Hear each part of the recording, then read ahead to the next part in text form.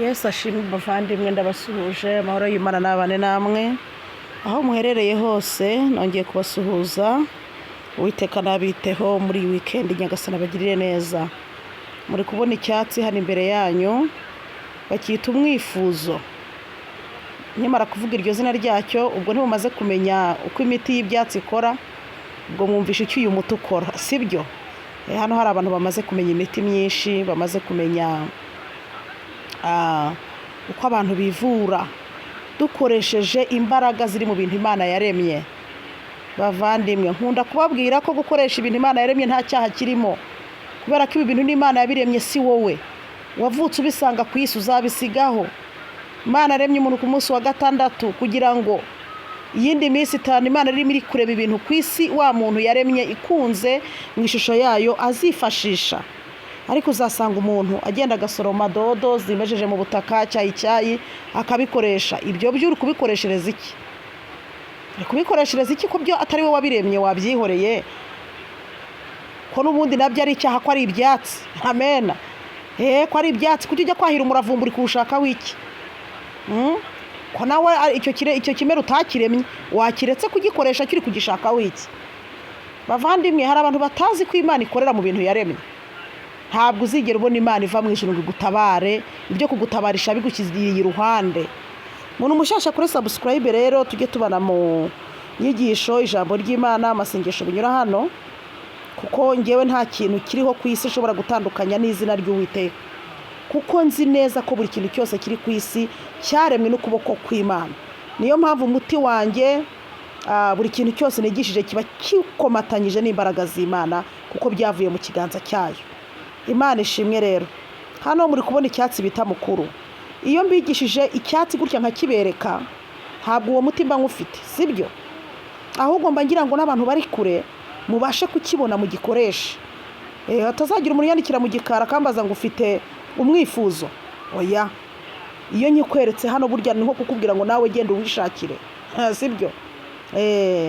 Imiti mba afite akenshi ndayibabwira, ariko iyo ndafite ndababwira ko ntayo mfite nyine, kugira ngo aho muri iki cyatsi nimujya mukinyuraho barokore. Ntago mujya mu butayu hano muri gusengera, iki cyatsi ntacyo mujya mubona. Mumbwiza ukuri, abantu bakarinda bakuca amazi uri aho ngaho udashobora kwifuzwa n'umuntu, kandi nyamara umwifuzo uhari.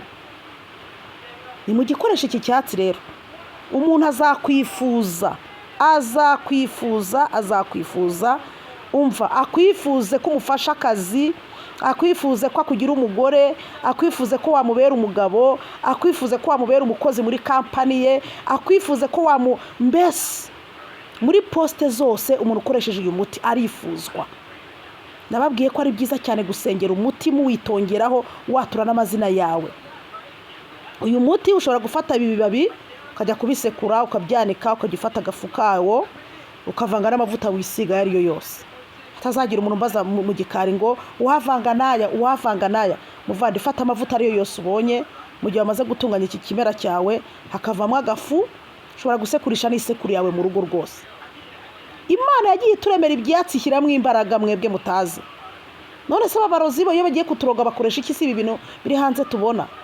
Ugaca ku muti w'umwifuzo, ukagenda ukarorongatana, ukajya mu bapfumu ukishyura amafaranga atabarika, ngo baguhaye umuti wo kugira ngo ujye wifuzwa n'abantu. Ukawishyura akanagukonegita n'iyindi myuka yo ku gicaniro cye. Iki kintu ni cy'Imana yanga ubundi. Ugiye ukabyahira ukabyikoreshereza, ibyo nta cyaha Imana yakubaraho.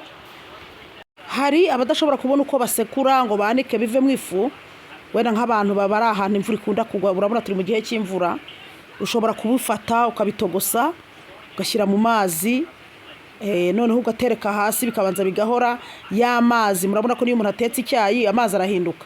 Nibi rero iyo bitogosheje bibabi byawo, utazambaza ngo ni bibabi bingahe, uzahira ibyo ushaka, sibyo? Kuko hano ibibazo byanyu maze kumenya ukuntu biba biteye. Utogose, unurangiza uterure utereke hasi, bihore. Nimara guhora utendure ukuremo bya bibabi bijugunye y'amazi, noneho uze kugira gute kuyisukaho bwa nyuma na nyuma. Kwa kundi umaze koga. Hano tumaze kubimenyera, iyo umuntu ari gukoresha iyi miti yo kwihumanura, ntabwo uyikoresha ugifite isabune ku mubiri. wowe uragenda ukoga kumwe kwawe bisanzwe usanzwe woga, ukishyiraho umushupiri wawe cyangwa ga, ukikuraho isabune kumusanzwe woga, none ukaba wateretse umuti wawe hariya ku ruhande, warangiza ugahita uwimenaho. Sibyo? Kandi nongere mbabwire ko bene imiti yo kwihumanurisha idakoreshwa muri tuwarete. Abantu mufite amadushe arimo na tuwarete icyarimwe, burya umuti mwarawishe kera. Iyeranje umuti wisukireho ahantu hatari wese. Yego, nk'abantu bafite wese zifatanye na dushe byo nta kibazo, ariko ibyumba bitandukanye. Ariko nk'abantu bafite amatuwarete yo mu nzu, ugasanga ahantu tuwarete iri nimwo na dushe iri, uyu muti wawe warawishe. Jya gukarabira uyu muti wo kwihumanura ahantu hatari wese, uyihunge. Sibyo? Uyihunge. Uyu muti rero w'umwifuzo ukunda kugendana kenshi n'uyu munyu wo mu nyanja njya bigisha, kuko biba byiza ko wakifujwe imyanda yabanje kukuvaho. Yego, ubwo bizasaba ko uzajya koga ufite nk'udukombe tubiri muri dushe, gakombe kamwe karimo umunyu wo mu nyanja watobye nko mu gikombe, ugateramo nk'utubuye dutatu ugashongeramo, ukagatereka hari iruhande rwawe, ugafata akandi ugashyiramo umwifuzo nako ukagatereka hariya. Ukoga kwa kundi bisanzwe nongeye kubasubiriramo. Warangiza koga wamaze kwikuraho isabune, ugahita mbere na mbere ufata amazi mu gakombe cyangwa mu kindi kintu wateguye harimo umunyu, ukabanza ukawisukaho ukihumanura. Murabizi ko umunyu uhumanura n'ubundi dukuraho ibyanda n'ibyuka bibi. Mu gitabo cya kabiri cy'Abami 2:19 Elisa yakoresheje umunyu ari guhumanura ahantu hari amazi yaruraga. Nawe rero ntabwo wakifuzwa uhumanye. Uyu mwifuzo ugendana n'umunyu wo mu nyanja, ariko ntabwo bivanga. Mbibasubiriremo, numpamagara ukambaza ikibazo kijyanye n'ibi bintu mba nabyikishije hano, ntabwo nzajya ngusubiza. Sibyo? Ntabwo nzajya ngusubiza. Nzakubwira nisubire inyuma, gende wumve mu kiganiro icyo nigishije, ntimukajye mundushya. Sibyo? Ntimukajye mundushya ngo mutume umutwe wanjye uba amburiye kubera gusubiza ibibazo kandi mba navuze hano. Bivuze mu yandi magambo ngo uzajya koga utwaye ibikoresho bitatu. Igikoresho kirimo amazi, nongere mbibasubiremo, hano hari abantu nigisha wagira ngo bari gusinzira. Fata ibase niba ari indobo, niba ari amazi woga avuye hejuru muri salle de bain, wisukeho woga kwa kundi isabune banze kuveho. Sibyo? Nurangiza hita ukurikizaho umunyu. Uyu munyu wo mu nyanja nababwiye ko kubera ko aba ari utubuye, ariko hari bitewe n'ibihugu abantu barimo hari igihe bo ataraba ari amabuye. Cy'ingenzi n'umunyu wo mu nyanja, sea salt, sel de mer, kakaba kashonze. Wamara kwikuraho isabune igushizeho, ugahita wimenaho hehe wa wundi uri mu munyu, ukabanza ukikuraho bya byanda byo mu mwuka. Kandi biba byiza buryo wisutseho umuti uhereye ku mutwe. Abantu mufite ibisuko mujye mugerageza mucengezemo utuzi dukeya hasi ku mubiri.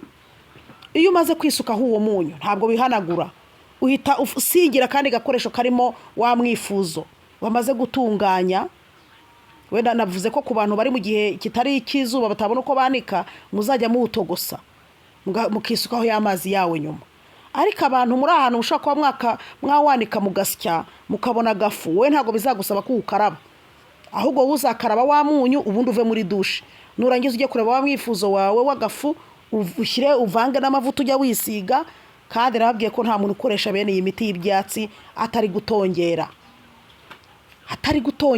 Ntabwo umuti udakurikije ijambo wakora wa muvandimwe we, ntibishoboka. Ntabwo umuti udakurikije ijambo ushobora gukora. Uzavuga ati ngewe nyanaka uyu n'umwifuzo, nifuzwe n'abakomeye, nifuzwe n'abayobozi, nifuzwe n'imiryango yanjye, mbuwo kwifuzwa.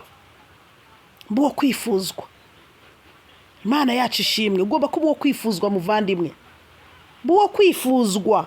Imiryango washatse imikwifuza, abakozi mukorana bakwifuze, shefu wakwifuza, abazungu n'abirabura bakwifuza, abakomeye bakwifuze kuba umuntu w'umumaro mu buzima bwabo. Sibyo? Bakwifuze. Wowe uzatongera ukurikije ijambo umwifuzo, ujye wiyaturaho ibintu abantu ushaka bakwifuza. Nta muti udakurikijwe n'ijambo ntabwo ujya ukora. Nababwiye icyo bita force de la parole. Imbaraga z'ijambo ziturutse mu kanwa kawe nizo zizagukorera. Mutongero ni wo wica, ariko nani unakiza. Abantu mujya mwoga iyi miti yo kwihumanura mucecetse mumeze nk'ibiduma, ntabwo byashoboka. Mugomba gusenga mwatura umwifuzo. Nyewe nyanaka reka nifuzwe n'uyu, reka nifuzwe ni gutyo. Ubundi warangiza ukajya wimena uri kwiyatura hayo magambo. Umutongero ni ikintu gikomeye. iyo ukomeza witongera bya bindi byose abarozi bagiye bakwaturaho ngo abantu bazakwange baguhunge ntihakagire ukwifuza n'umugabo ntakakwifuze burya bihita bivaho. Shalom.